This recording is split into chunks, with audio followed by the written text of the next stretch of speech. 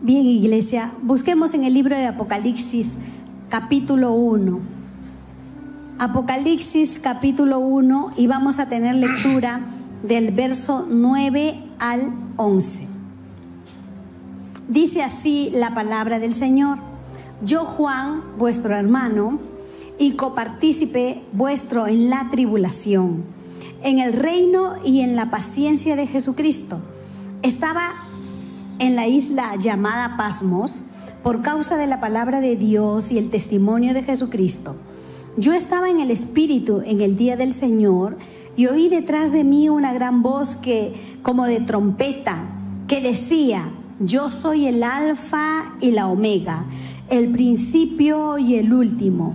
Escribe en un libro lo que ves y envíalo a las 7 iglesias que están en Asia: a Éfeso, Esmirna, Pérgamo, Tiatira, Sardis, Filadelfia y la Odisea. Vamos a orar. Señor, aquí estamos delante de ti, Señor, escuchándote porque tú hablas a través de tu palabra. Así que prepara nuestro corazón, nuestra mente, Señor. Tú te vas a revelar a nosotros, Señor, y sea el poder de tu Espíritu que nos haga entender tu verdad, Señor, para poder afirmarnos en medio de este tiempo, Señor. Y creemos, Señor, que tú sigues haciendo tu obra en nosotros, Señor. Aquí estamos, tu iglesia, para poder ser instruidos por ti. Pero también, Señor, queremos orar por muchos de nuestros hermanos, tus hijos, Señor, que están pasando por enfermedad, por tiempos de prueba, Señor.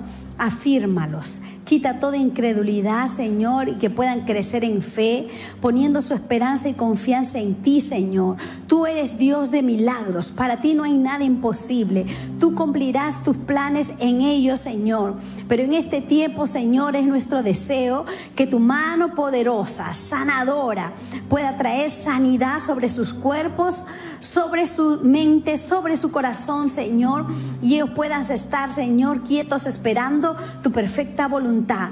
Pero creemos, Señor, que todo esto, Señor, tú vas a permitirlo para bien, Señor, para que tu nombre sea glorificado, para que la familia se afirme, Señor, y para que pueda ser testimonio al mundo que tú eres un Dios fiel, que tú eres un Dios que tiene el control de todas las cosas, Señor. Oh, mi Dios, gracias porque tú eres fiel, Señor. Tú nos cuidas, tú nos proteges, Señor. A ti sea toda la gloria y la alabanza, Señor. Ahora, Señor, háblanos, que tu pueblo escucha. Te lo pedimos en el nombre de Jesús. Amén y amén. Dios, una vez más, use a nuestro pastor esta mañana. Gracias, amor. Amén. ¿Cuántos están listos para escuchar palabra de Dios? Amén. Yo creo que esta mañana Dios nos va a bendecir a todos y por esa razón tenemos que tener el corazón preparado. Es increíble cómo hemos llegado al final de este año estudiando todos los libros de la Biblia, todos. Y hoy cerramos este gran desafío estudiando el libro de Apocalipsis. ¡Wow! ¡Qué tremendo! Así que este año, al cual hemos llamado el año de la unidad en la palabra, estamos desarrollando durante este mes de diciembre la unidad en los principios de la fidelidad, Y hemos desarrollado este tema en función de primera, segunda y tercera de Juan, en función del libro de Judas, y hoy vamos a hablarlo en función del libro de Apocalipsis. El próximo domingo, que es el último domingo del año 2021, vamos a desarrollar el tema que tiene que ver con el énfasis del año, como una conclusión de todo lo que hemos aprendido y recibido durante este año 2021. Bueno, si quisiéramos hacer la pregunta, ¿qué reflexiones encontramos en el libro de Apocalipsis sobre el tema de la fidelidad? Entonces dice así la palabra de esta declaración, y quiero que usted por favor lo lea con mucho cuidado, porque aquí está el fundamento de nuestro mensaje. La fidelidad es el desafío más honorable y sublime cuando decimos que amamos a Dios. O sea, la fidelidad no es opcional. La fidelidad es un reto, es un desafío, pero es honorable y sublime ¿Cuándo decimos que amamos a Dios? ¿Cuántos aman a Dios en esta mañana? Porque si usted ama a Dios, para usted va a ser un desafío, pero es un desafío sublime, es un desafío honorable, ¿no? Por ejemplo, yo, si pudiera poner un ejemplo, diría, yo amo a Romy, pero este amor me desafía a serle fiel, ¿no? Pero no es que, ay, pobre de mí que tengo que ser fiel, no, sino que para mí es un desafío sublime y honorable, ¿no? Entonces, cuando uno dice que ama a Dios, le es fiel. ¿Cuántos fieles hay aquí? ¿Cuántos fieles? Y esa fidelidad, esa actitud de ser fiel es sublime y honorable. ¿Y qué más dice el pensamiento? Y la marca irrefutable para evitar el castigo y el juicio divino. La marca irrefutable para evitar.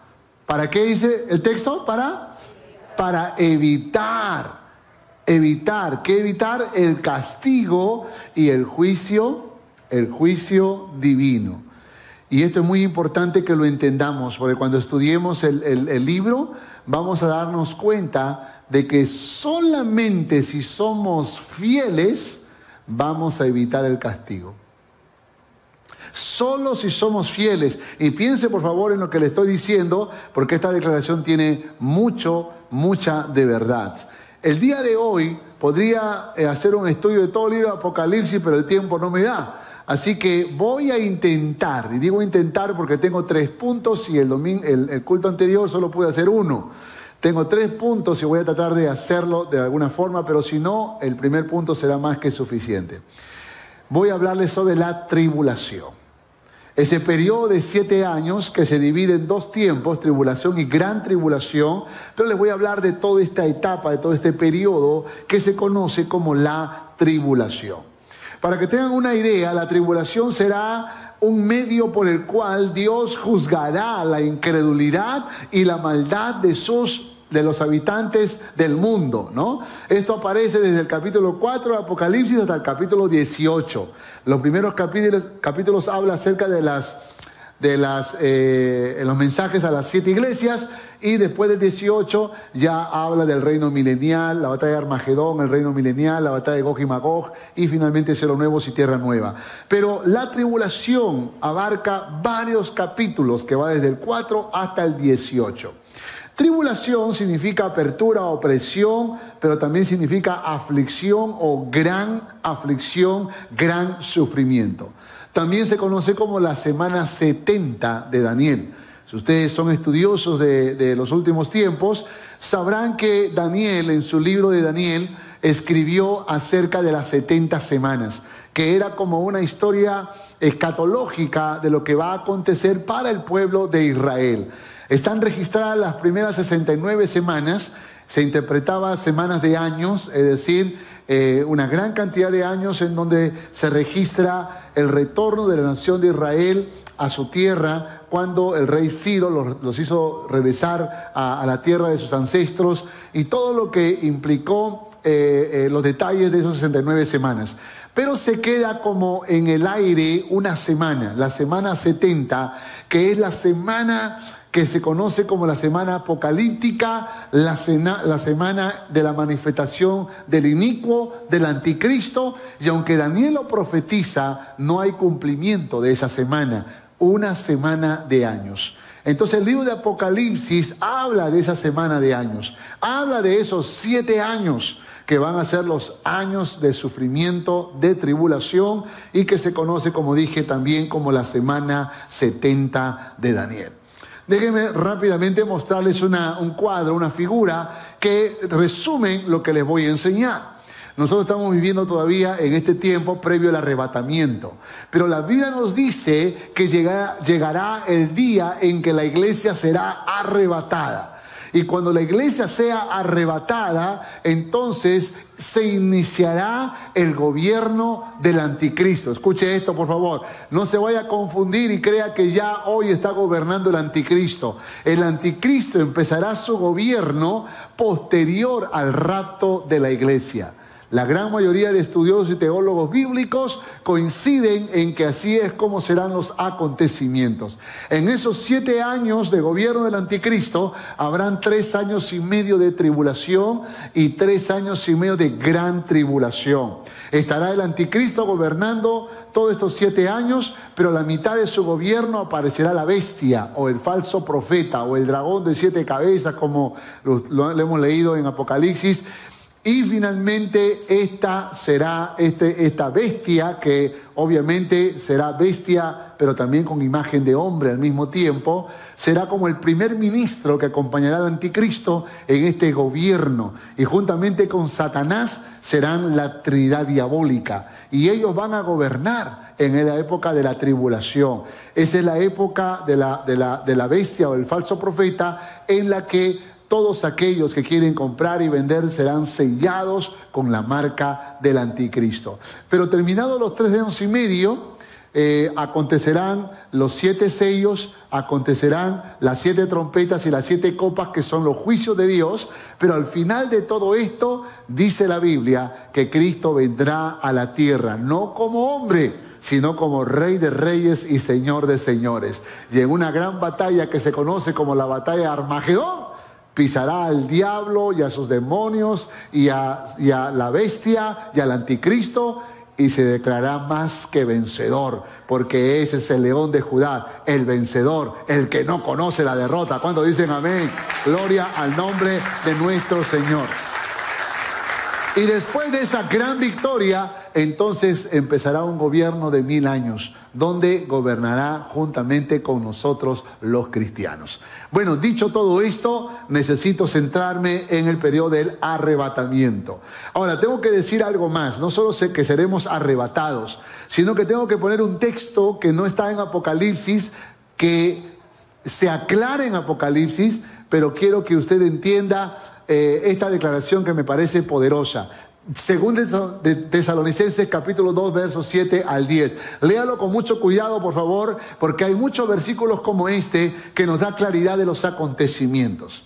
Dice: porque ya está en acción el misterio de la iniquidad. ¿Qué es el misterio de la iniquidad? Es el trabajo de Satanás para pervertir el corazón de la humanidad. Escuche esto también. Para pervertir el corazón de los cristianos. Tremendo.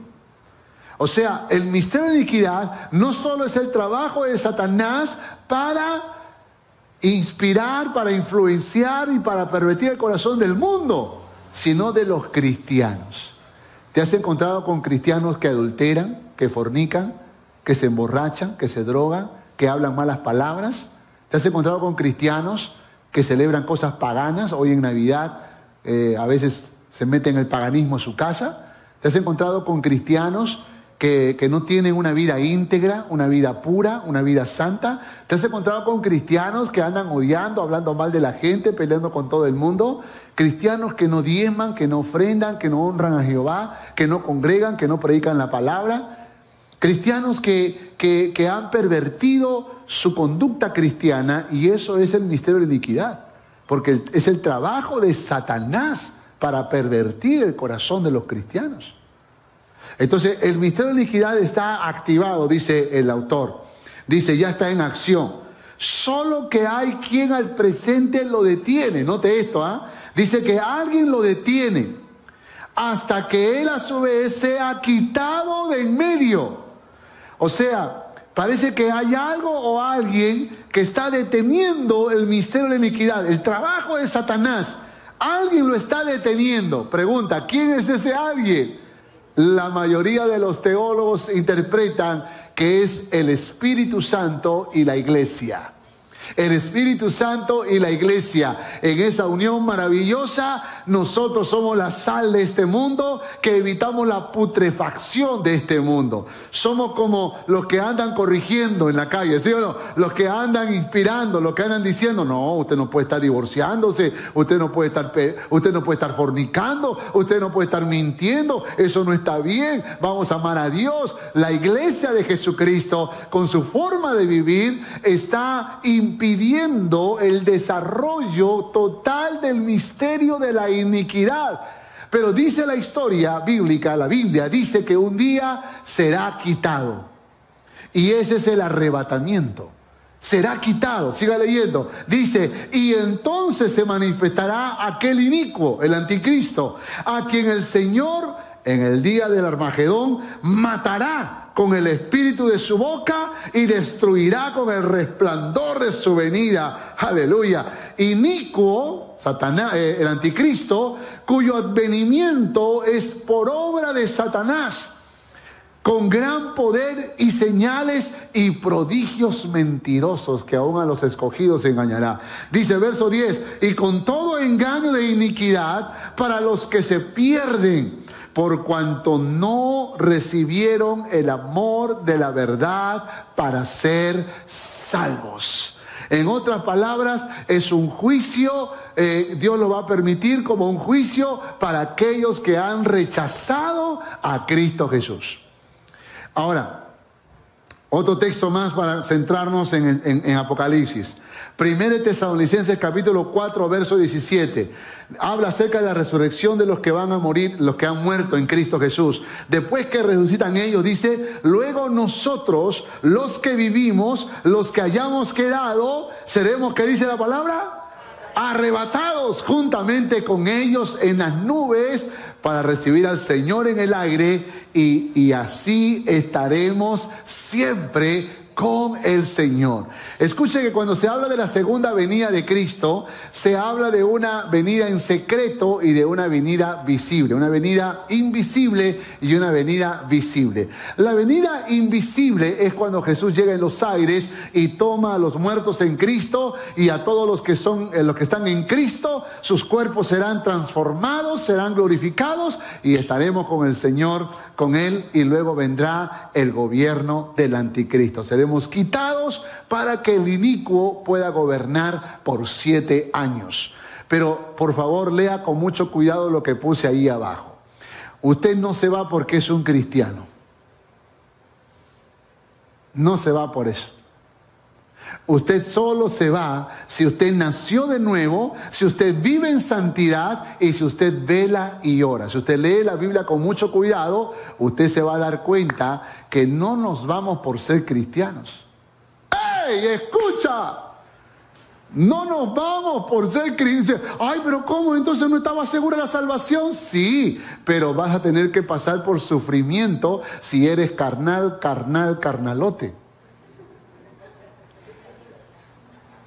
No hay muchos textos, no hay versículo que ampare que aunque estás en tu borrachera, cuando estás en tus orgías, aunque estés hablando mal y haciendo cosas indebidas, y cuando llega el rato te vas. No hay texto que ampare eso. No lo hay, mis hermanos. Por lo tanto, los que se quedan no solo son los que rechazan a Jesús, no solo son la gente religiosa que cree que es cristiana, sino aquellos cristianos que aunque congregan, en su corazón están lejos de Dios. Con su boca confiesan a Dios, pero su corazón está lejos. Son cristianos que van al culto, que dicen, ay, menos mal que yo sirvo, y porque están sirviendo, creen que las cosas están bien. Pero la Biblia no nos dice eso, más bien la Biblia dice que sin santidad nadie verá al Señor. O imagínate que si tú crees que estás fornicando con alguien, adulterando con alguien, y en el día del rato, de ahí te saca el Señor. No, te quedas, brother. Salud, compadre. No, y te lleva el Señor todo borracho. No, te quedas, brother. Por esa razón tenemos que pensar, porque uno dice, ay no, pero la Biblia dice eso. Sí, pero tienes que darte cuenta que los versículos que la Biblia enseña más bien nos da claridad que si nosotros vivimos una vida santa, una vida honorable, una vida que honra a Dios, una vida fiel, entonces hay seguridad de que estaremos con el Señor. Por eso es que los primeros capítulos de Apocalipsis le habla a las iglesias cuando le dice, al que venciere yo le daré, al que venciere yo le daré, al que venciere yo le daré. Solo al que venciere, no al que es derrotado, no al que fracasa, no al que peca, no al que hace algo indebido, solo al que vence. Porque si nosotros vencemos, no hay duda de que estaremos con el Señor por los siglos de los siglos. ¿Cuántos dicen amén? Yo sé que esto da miedo, hermanos, pero creo que tenemos que ser honestos y sinceros. Y tenemos que ser claros. Entonces, yo lo que encuentro en la Biblia es que también se pueden quedar aquellos que no están viviendo en pureza y en santidad. Déjenme hablar sobre el gobierno del anticristo. Primer punto, la manifestación del anticristo. Apocalipsis 6, capítulo 1, verso 2. Capítulo 6, perdón, verso 1 y 2. Vi cuando el Cordero abrió uno de los sellos y oí a uno de los 4 seres vivientes decir como con voz de trueno, ven y mira, y miré, y he aquí un caballo blanco. Un caballo blanco. Note que en el capítulo 19 dice que cuando Cristo vuelva por su iglesia, vuelva para establecer el reino milenial, vuelve con el caballo blanco. Pero este caballo blanco que aparece aquí no es el de Cristo. Siga leyendo, por favor. Dice, y el que lo montaba tenía un arco. Note que no dice que es un arco con flechas, sino un arco. Pareciera como es aquel que va a parar la guerra. El caballo blanco es símbolo de paz. Parece que será un pacificador. Dice, y el que lo montaba tenía un arco y le fue dado una corona. O sea, alguien que va a gobernar. Alguien que va a gobernar. Y dice, y salió venciendo y para vencer. Otra versión va a decir para conquistar, para convencer. Para hacerle corta el análisis, está hablando del anticristo. No es el Cristo del capítulo 19, este es el anticristo, una versión vergonzosa, podrida, enferma, satánica de lo que haría Cristo cuando viene. Porque usted sabe que el diablo es un imitador. Y va a tratar de imitar, es la versión horrible y fea y anti de la venida de Cristo Jesús. Entonces viene un caballo blanco porque será un promotor de una paz que no va a ser duradera, pero cuando Cristo viene a instaurar el reino milenial en caballo blanco, símbolo también de la paz, realmente establecerá la paz entre todas las naciones. Qué interesante la semejanza, pero aquí lo que vamos a ver es que esto es lo que pasa en el primer sello. Ahora, recuerden que en el tiempo de la tribulación habrán 7 sellos, 7 trompetas y 7 copas. Los 7 sellos, el primer sello que se abrió y que vio Juan, habla acerca entonces de la venida del anticristo representado en el jinete del caballo blanco, ¿no? O el jinete blanco como se le conoce. El segundo sello es el jinete del caballo rojo o el jinete rojo que representa la guerra. Es decir, el anticristo vendrá a instaurar un tiempo de paz, pero cuando la gente se dé cuenta que es el anticristo, cuando la gente empiece a observar que él los había engañado, ahora ya no será un pacificador, sino que ahora empezará a imponer su autoridad y empezarán guerras. El tercer jinete del caballo negro representa la crisis económica, la muerte, la desnutrición y la hambruna que habrán en esos primeros años. El cuarto sello habla acerca del jinete del caballo amarillo que representa las enfermedades y las muertes que solo podrá provocar el anticristo y la bestia. Escuche esto. La Biblia dice que en ese tiempo la gente querrá matarse y la muerte huirá de ellos. El único que tiene poder para matar en ese tiempo será el anticristo y la bestia. En otras palabras, todos tendrán que pasar por el gobierno del anticristo a menos que él los mate. Entonces, en esos 4 primeros sellos están los 4 jinetes del Apocalipsis. Pero hay 3 sellos más. El quinto sello, aquí nos habla de aquellos que serán martirizados por su fe en Cristo Jesús durante el tiempo del fin. Le voy a explicar esto. Imagínense que nosotros estamos así como el día de hoy disfrutando y viviendo la vida cristiana como la estamos viviendo. Y de pronto supongamos que en este momento, en unos 5 minutos después, viene el arrebatamiento. Y de pronto muchos cristianos desaparecemos. Ahora, los que se quedan, pregunta, ¿qué van a pensar? Los que se quedan, ¿qué van a sentir? Por un momento intenta pensar que tú te quedas. Intenta, por un instante. Yo sé que tú eres santo, pero intenta pensar que te quedas. Si tú te quedas y desaparece tu papá, tu mamá, tus hijos, el líder, el pastor zonal, desaparecen, las ovejas, los líderes, los ministros, desaparecen, y se queda sonido, cámaras, no se quedan los cantantes, se quedan algunos. Pregunta, ¿qué harías? ¿Qué harías en ese momento? ¿Cuál sería tu actitud? Ahora, yo creo que si yo me quedaría, me tiraría al suelo, lloraría, le pediría perdón a Dios y le diría, Señor, llévame al 7º año. Todavía, 7 años más. Y en esos 7 años que tú te vas a quedar, entonces vas a tener que analizarte, porque algunos de repente van a tener que entregar su vida a Cristo, porque tal vez no lo era, y otros van a tener que reconciliarse con Dios, porque de repente venía forzado a la iglesia, porque hay personas que llegan a la iglesia forzados. Vamos a la iglesia si no comes. Así cualquiera va, dice. Entonces uno va a la iglesia, pero no es por las razones correctas. Entonces, ¿qué va a pasar? En el tiempo de la tribulación habrán muchos que se van a convencer que es el gobierno anticristo y se van a entregar a Cristo o se van a reconciliar con Dios. Claro, no hay opción. Pero también los judíos, que al comienzo van a ser engañados, luego cuando se den cuenta, ellos también sabrán que es el anticristo y ahora sí van a entregar la vida a Cristo Jesús. Entonces todos esos son los cristianos del tiempo de la tribulación, que tendrán que pasar por este periodo de 7 años de sufrimiento, de persecución, en donde Jesús dijo en Mateo 24, 25, vayan al monte, porque allá en el monte da la idea de que en el campo puedes sembrar papa y cosechar y comer papa. Pero si te quedas en la ciudad tendrás que tener la marca de la bestia y tendrás que comprar y vender solo si tienes esa marca. Entonces, todas esas cosas habla acerca de los cristianos, los seguidores de Cristo de la época de la tribulación, que serán perseguidos, que serán martirizados, y algunos de estos cristianos serán decapitados por el anticristo y la bestia.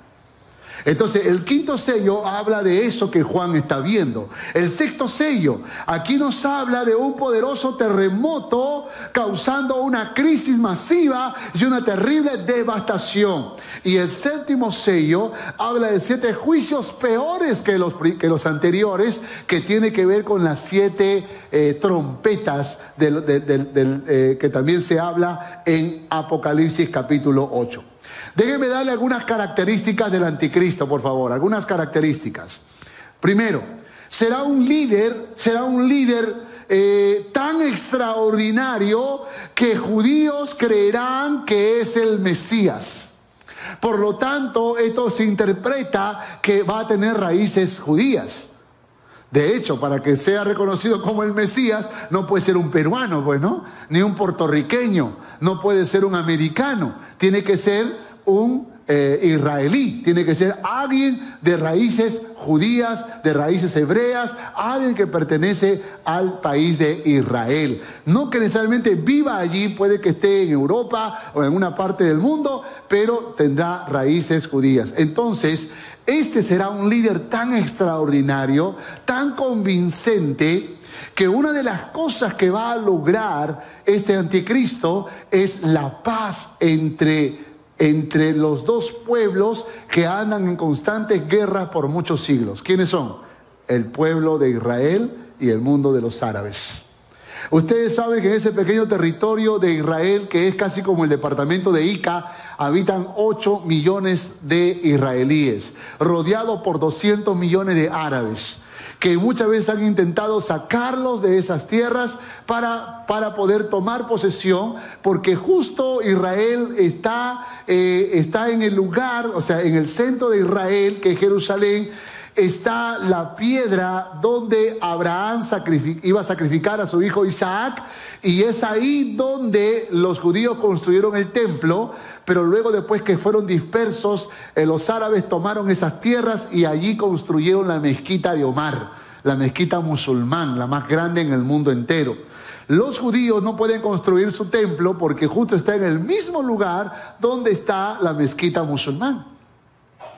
Por lo tanto, esa es una razón de muchas guerras, de muchas décadas, de muchos siglos. Entonces, ¿qué va a hacer el anticristo? El anticristo vendrá como un cordero, escuche, a ofrecer paz y seguridad, y muchos serán engañados, y establecerá un tratado de paz entre Israel y sus enemigos. Yo no sé si él lo hará como un ministro de las grandes organizaciones que hay en el mundo. No sé si lo hará tenemos que estar mirando la historia, cómo se desarrolla.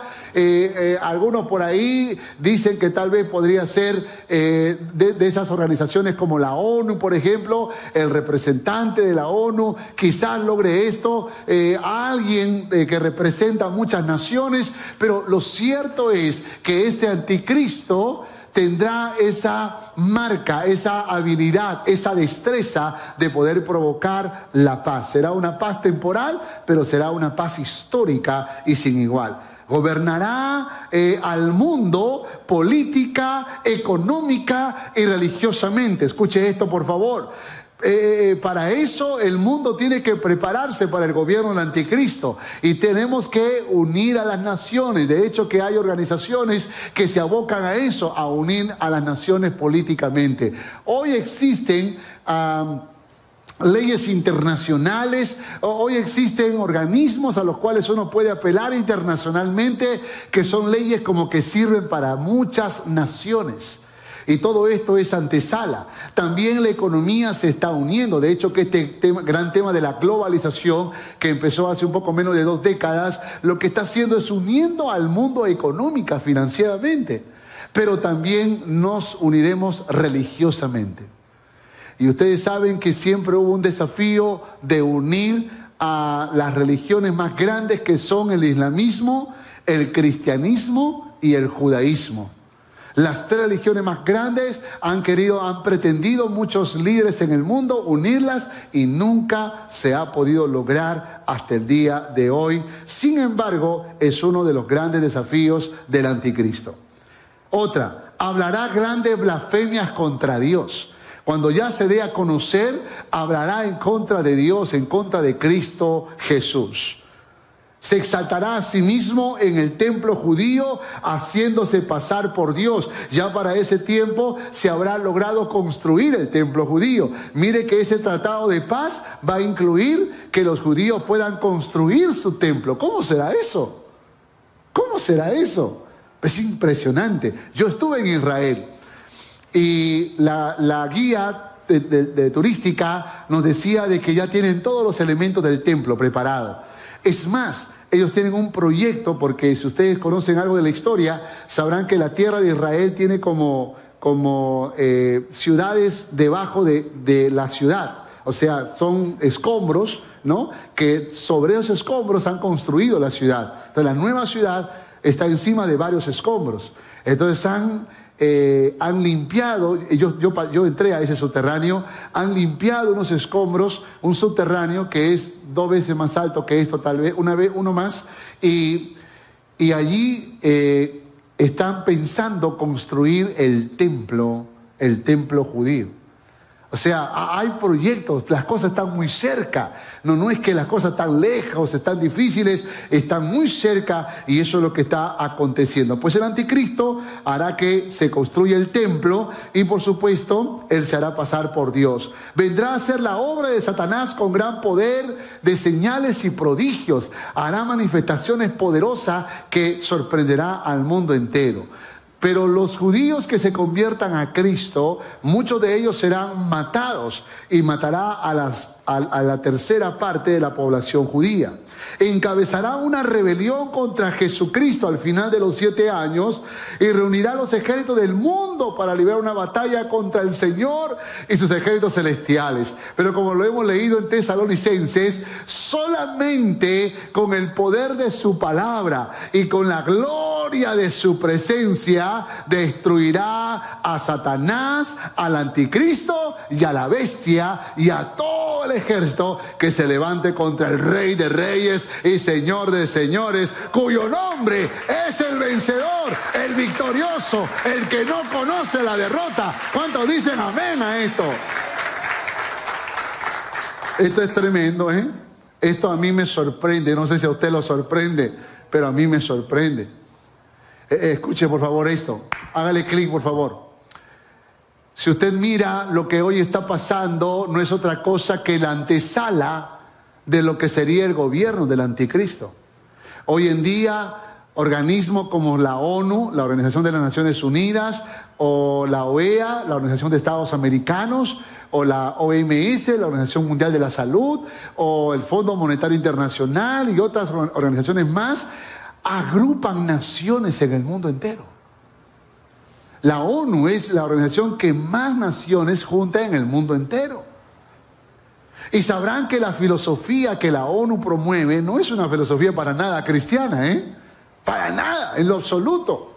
De hecho, que la ONU promueve los principios de la comunidad LGTBIQ, promueve el ateísmo, promueve el transhumanismo. Ustedes saben que el Fondo Monetario Internacional está invirtiendo millones de dólares para poder lograr que se practique el transhumanismo, que no es otra cosa que tecnología de punta, máquinas, brazos electrónicos, piernas sofisticadas, órganos que han sido construidos en laboratorios y que hay ya estudios, investigaciones para que seamos parte robot y parte humana. Todas esas películas que hemos visto de ciencia ficción se están volviendo realidad frente a nuestros ojos. Y todo eso está siendo promovido por la ONU y por organizaciones que juntan a las naciones en el mundo entero. Hace poco, la ONU, de su plataforma principal, de su plaza principal, sacó la paloma de la paz y ha puesto un leopardo o un jaguar con alas, que es como un animal, una imagen parecida a lo que revela Apocalipsis capítulo 7. De hecho que estamos viviendo tiempos en donde las naciones se están uniendo, pero se están uniendo para aprobar leyes como la ideología de género y otras filosofías más ateas, anticristianas. A la fe cristiana le están llamando proselitismo peligroso, ¿no? Que están impidiendo, y cada vez hay menos libertad para los cristianos, porque las naciones, cuando se juntan en el mundo, se están juntando para promover un tipo de paz, un tipo de libertad, pero no la paz que Cristo nos da, ni la libertad que Cristo nos enseña. Más bien es una paz peligrosa, diabólica, y no una libertad, sino un libertinaje para hacer lo que tú quieras, cuando tú quieras y como tú quieras. Entonces, ¿el mundo se está uniendo? Sí, pero no para cosas buenas. ¿Económicamente se está uniendo la economía en el mundo? Pues claro que sí. Es increíble cómo estos tratados de libre comercio y estas negociaciones internacionales hacen cada vez más viable que las naciones enteras puedan salir del marco de la pobreza, que son las cosas buenas que se ven, pero detrás de eso hay compromisos, hay convenios. Saben que hay países en Latinoamérica que cuando el Fondo Monetario Internacional le da dinero de préstamo, le obliga a aprobar algunas leyes o a promover algunas leyes como la ideología de género. Por lo tanto, la economía se está uniendo en el mundo entero. Hoy se habla del dólar, se habla del euro como la moneda mundial, pero hace algunos años ya ingresó las criptomonedas, que ya ni siquiera necesitamos un billete físico, sino que ya que estamos entrando a un mundo virtual, las criptomonedas entonces puede que funcionen como la posibilidad. No estoy diciendo que sea el arma del anticristo, no, pero una vez más, otra forma de poder unir la economía en el mundo entero. Creo que es el país de Honduras que ya estableció una de las criptomonedas como la moneda oficial para su país. Creo que es el Bitcoin. Así que nosotros lo que estamos mirando frente a nuestros ojos es que todo se está preparando. ¡Ey! Escucha, todo se está preparando para la venida del anticristo.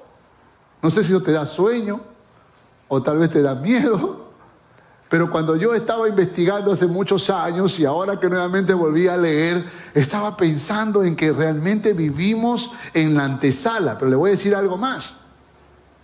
Una de las tareas de los gobiernos en el mundo entero, pero también de comunidades masónicas, de comunidades ateas y comunidades LGTB, tienen dentro de sus misiones luchar contra la iglesia de Cristo. Pero ¿sabe cuál es la estrategia que están usando? Se están volviendo teólogos y están interviniendo en las traducciones de la Biblia. Y hay versiones que ya han quitado la palabra pecado.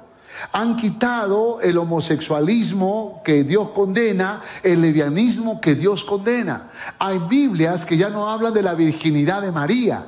Hay Biblias que ya están quitando la divinidad de Cristo. Y escuche esto, por favor, porque la Biblia que tú, hoy y yo tenemos, puede que en algunos años ya no la podamos usar, ya no la tengamos, ya no se pueda comprar una de estas Biblias. Pero lo que van a hacer, y esto es algo que te quiero avisar en el nombre del Señor, es que van a tratar de reinterpretar las palabras de Jesús, sus llamados y la doctrina de la iglesia. La van a minimizar al punto que lo que más va a importar, lo que une a todas las religiones.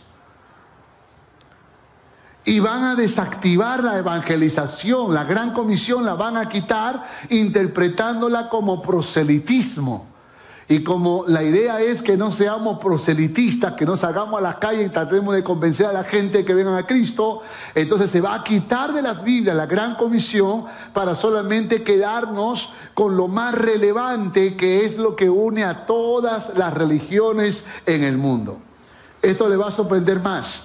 El año 2019, el Papa Francisco se unió con el imán más poderoso del islamismo, llamado Al-Azhar, y firmaron un convenio que se llama la Declaración sobre la Hermandad Humana para la Paz y la Fraternidad Mundial, en la cual instaba a los líderes políticos y personas más influyentes del mundo a trabajar muy duro para difundir la cultura de la tolerancia y la convivencia pacífica.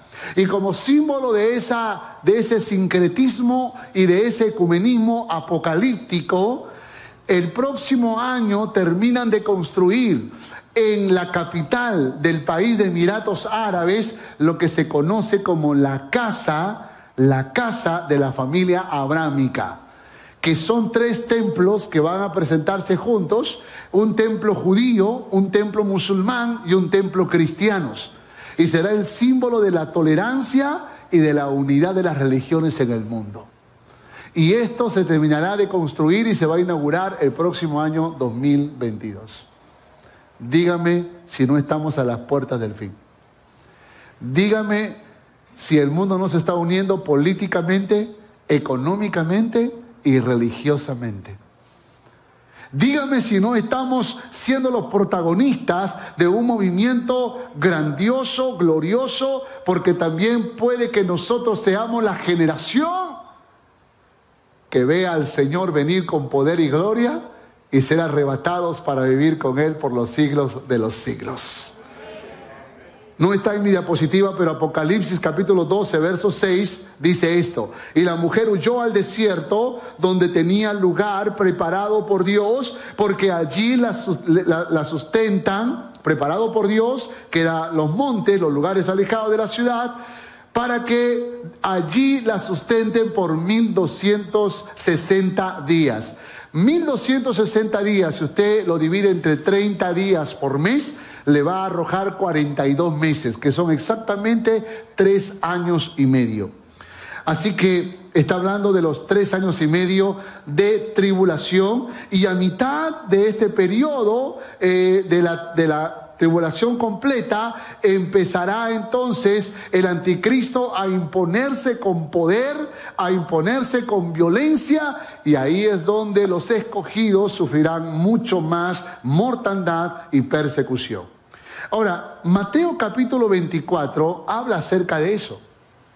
Mateo capítulo 24 dice: huyan a los campos, escóndanse en la montaña. Ay de las mujeres que están encinta, dijo el Señor. Ay de aquellas que están embarazadas, porque qué duro será vivir esas persecuciones estando embarazadas o estando enfermos. Por lo tanto, es un tiempo de mucho sufrimiento. Pero escuche esto, ¿usted ha escuchado alguna vez decir que Israel es el reloj de Dios? ¿Escuchó alguna vez eso? Pues se lo voy a explicar. En Mateo capítulo 24 hay una porción que dice: aprended la parábola de la higuera, cuando sus ramas estén tiernas y broten sus frutos, saben que el verano está cerca, así será la venida del Señor. Y luego dice el texto, como si pareciera que no tiene sentido, dice: no pasará de esta generación hasta que todo esto acontezca. En otras palabras, está diciendo que sí hay señales que nos permiten identificar cuándo será la venida del Señor. No sabemos ni el día ni la hora, pero podemos leer los tiempos. Entonces dice la parábola de la higuera, simbolizada siempre por la nación de Israel. Cuando sus ramas estén tiernas y broten sus frutos, habla de la prosperidad de Israel. Ahora pregunte, ¿cuándo ha prosperado Israel? Siendo que siempre estuvo en guerra, perseguida, dispersa por el mundo entero. ¿Cuándo Israel ha florecido? Nunca. Hasta 1948, cuando en mayo de ese año la Organización de las Naciones Unidas encargó que Israel pudiera volver a la tierra de su nacimiento. Entonces se dio el año del sionismo, que no es otra cosa que el retorno de los judíos a la tierra de sus ancestros, y convirtieron ese pequeño territorio en una potencia grandiosa. Yo estuve en Israel, como le conté, y déjenme decirles que ellos andan con mucho temor, con armamentos, con los militares están caminando por las calles, en las fronteras con las naciones árabes, tienen ciudades antibombas, tienen sótanos muy profundos donde la gente se puede esconder en tiempos de guerra, y tienen armamentos automáticos, y cuando un avión se acerca del mundo árabe, rápidamente se levantan las armas y disparan. Es impresionante la tecnología que hay en Israel. Viven con temor, viven con miedo, pero esto no es otra cosa que la preparación, la antesala. Entonces dice el capítulo 24 que dice que Israel comenzó a prosperar, y esa prosperidad se da a partir de 1948. Ahora, cuando la Biblia dice no pasará de esta generación hasta que todo esto acontezca, pregunta, ¿está hablando de la generación que Jesús estaba hablándoles? ¿O está hablando de la generación que empieza cuando Israel comienza a prosperar? Porque si es así, entonces hay una generación que nació en 1948. Y esa generación tiene aproximadamente más de 70 años, 72, 73 años. Lo cual significa que cuando Jesús dijo no pasará de esta generación, no está diciendo cuando todos ellos mueran, sino no pasará de esta generación hasta que esto acontezca. Es increíble, pero en los 70 años últimos hemos visto tanto avance tecnológico, tanto desarrollo científico, tanto progreso, que yo me atrevo a decir que nosotros puede que seamos la generación que vea la venida del Señor. Esto es impresionante, hermanos, impresionante. Jesús habló de esto. Y sabe, el Dios es tan misericordioso que durante el tiempo de la tribulación enviará 2 testigos. Algunos dicen que pueden ser Moisés y Elías, que eran los que aparecieron en el monte de la transfiguración. Ellos predicarán, ellos hablarán del amor de Cristo, pero también hablarán de los juicios futuros que vendrán sobre el mundo entero. Habrá una nueva oportunidad, pero esa nueva oportunidad será con sufrimiento. Déjeme decirle algo más para ir cerrando mi enseñanza. Vienen las 7 trompetas, vienen las 7 copas, y al tercer año y medio promedio aparecerá la bestia, saldrá del mar. La bestia o el falso profeta será como el primer ministro del anticristo. Y él buscará que todo el mundo le dé gloria y honra al anticristo, que el anticristo sea adorado. Y como dije, así como existe una Trinidad, Dios Padre, Hijo, Espíritu Santo, hay una Trinidad diabólica que es Satanás, el anticristo y la bestia. La bestia, que también se le conoce al anticristo como la bestia o las 2 bestias, pero la más bestia es esta que sale del mar, que es como un león con 7 cabezas, y que tendrá, dice, una imagen de cordero, pero será una fiera salvaje. y tendrá también una apariencia humana y que va a promover y que va a procurar que el anticristo sea adorado. Escuchen, en la mayor violencia para el mundo entero será la bestia quien promueva la marca. ¿Cómo se llama la marca? La marca de la bestia. Entonces, ¿quién va a ser la marca? La bestia. La marca de la bestia será promovida en el tiempo de la gran tribulación. Allí será promovida. Esto es importante entenderlo, mis amados hermanos, porque hay algunos que no entienden esto y dicen, ay, yo soy anti-chip. Yo soy anti... ¿Por qué anti-chip? No, yo soy anti-chip. Esa es la marca de la bestia. Pero ¿cómo te pueden poner la marca de la bestia si no estamos en el tiempo de la tribulación? Pero tampoco se puede porque tú eres cristiano. Entonces no te pueden poner la marca de la bestia porque para eso tienes que dar tu consentimiento de que solo podrás comprar y vender si tú renuncias a tu fe y decides caminar adorando a Satanás, al anticristo y a la bestia. Entonces la gente dice, ay, a mí no me gustan los chips porque yo soy anti-chip. No se entiende. Eso no se comprende, eso no se ajusta a la Biblia. Y para ser honestos, todos tenemos un chip. Ya tenemos un chip. Sabrán que a través de este chip conocen tus datos personales, conocen tus gustos y te escucha, porque tú dices, ay, quiero comprarme una casa, te salen fotos de casas. Ay, quiero comprarme un auto, te llegan marcas de autos, porque te escucha el chip. Acuérdense que hay todo un sistema muy tecnológico, muy sofisticado, que hace que finalmente estas computadoras puedan leer, escuchar tus gustos y ofrecértelos. Entonces todos tenemos un chip. Ay, yo nunca me pondré un chip en la mano. Ya tienes un chip en la mano todos los días. Ya lo tienes, solo que no te has dado cuenta. Pero esto no es la marca de la bestia. Esto no es la marca de la bestia. Ay, yo no me vacuno porque la vacuna es la marca de la bestia. Ay, pero ¿por qué piensas así? Si la vacuna es ahora, no es en el tiempo de la tribulación. No estamos en el tiempo de la gran tribulación.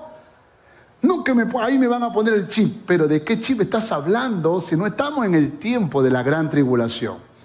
Y ahí es donde yo creo que a veces por escuchar a tantos predicadores parlanchines, a veces estamos tan confundidos porque decimos lo que es y no es.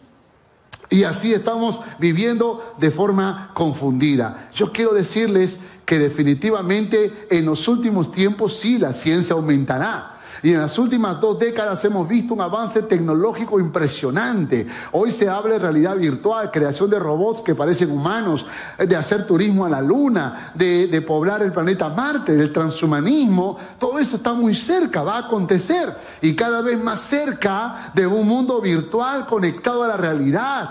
Claro que sabemos del metaverso, del chip, del microchip, del nanochip. Y sabemos de todas estas cosas. No sé si ustedes saben, pero el dueño de una de las fábricas de autos más sofisticados, que son autos eléctricos y con paneles solares, impresionante la tecnología, Elon Musk, o Musk, que se conoce, Tesla es la marca del auto. Este mismo hombre también tiene otras empresas, entre ellas una empresa espacial, porque él es el que está promoviendo el viaje a Marte. También tiene muchas otras empresas, pero tiene una que se llama Neuralink. Y esta empresa está dirigida a construir un chip del tamaño de una moneda que se pueda colocar en la cabeza. De hecho, que ya existen estudios que se han hecho en cerdos y en monos y funciona. Y que conectado a las neuronas del cerebro, de manera impresionante, es la unión en tecnología y cuerpo viviente.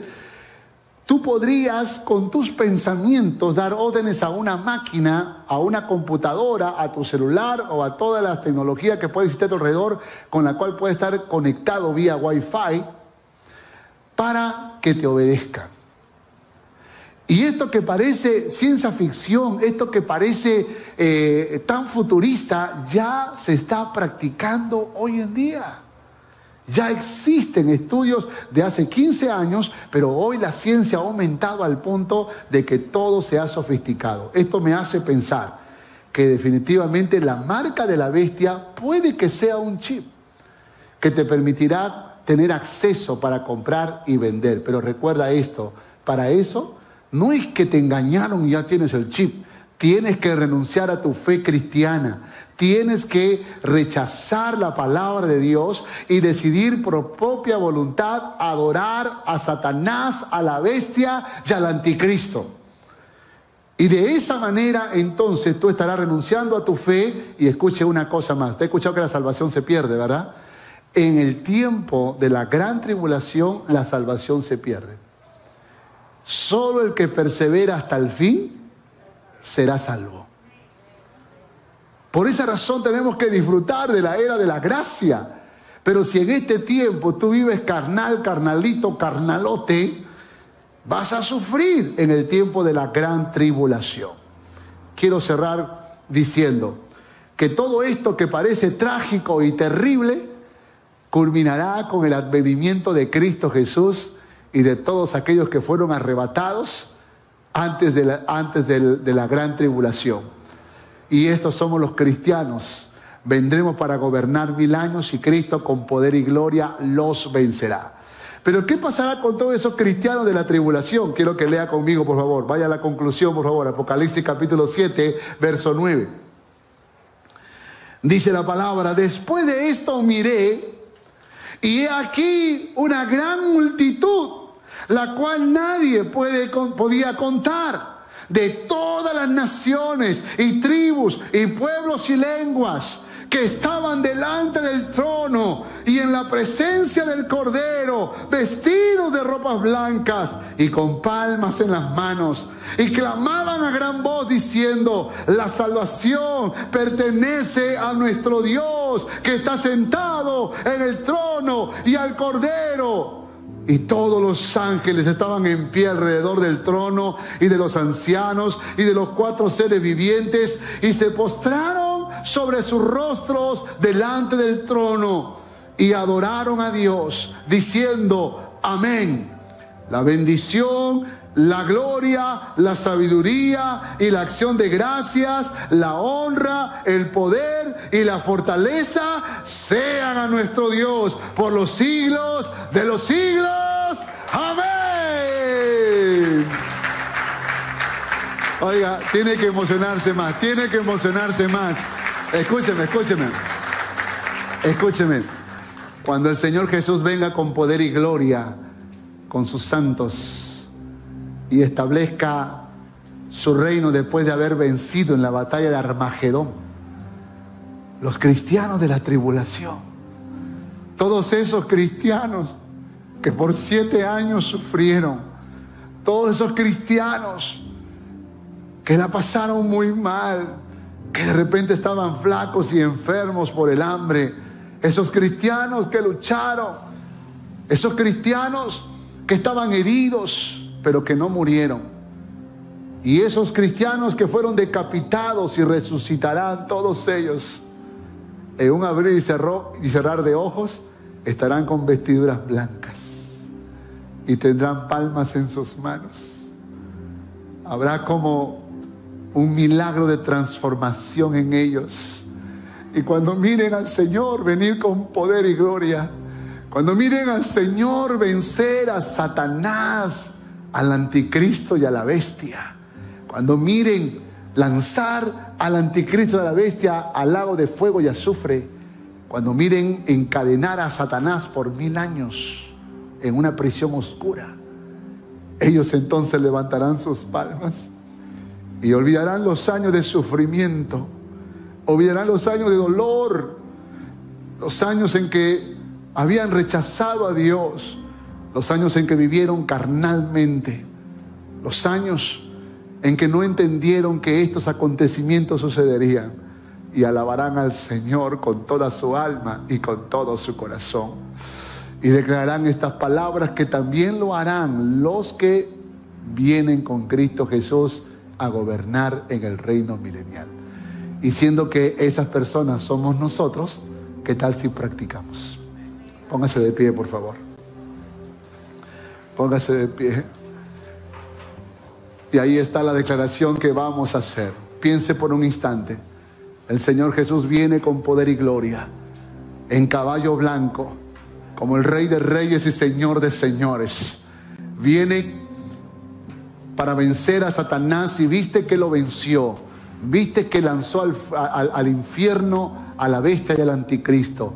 Viste que derrotó a todos sus enemigos.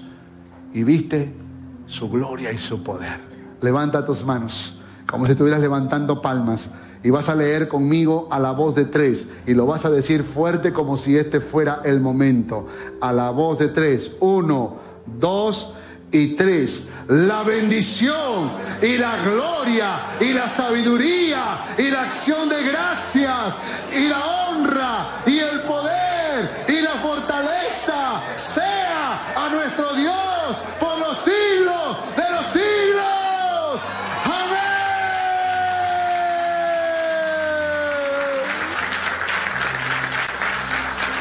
Levanta tus manos, levanta tus manos. Levanta tus manos y adora a Dios, adora a Dios, adora a Dios. Yo creo que viene en tiempo de adoración en ese instante. Adora a Dios, dile a Dios, yo te adoro, yo te adoro, yo te adoro. Perdóname, Señor. Perdóname, Señor, mi rebeldía, mi desobediencia. Perdóname, Señor, por las muchas veces que no hice caso a tu voz. Perdóname, Señor. Límpiame, santifícame. Lléname de tu gracia. Aquí estoy, Señor. Aquí estoy, Señor. Me voy contigo, Señor. Me voy contigo, Señor. Límpiame, santifícame, Señor. Hola, gracias por mirar este video. Espero que haya sido de bendición para tu vida. Y por favor no olvides de suscribirte en este canal y darle like si te gustó el video. Y compártelo para que juntos podamos ser de bendición para nuestra ciudad, para nuestra nación y el mundo entero. Que Dios te bendiga.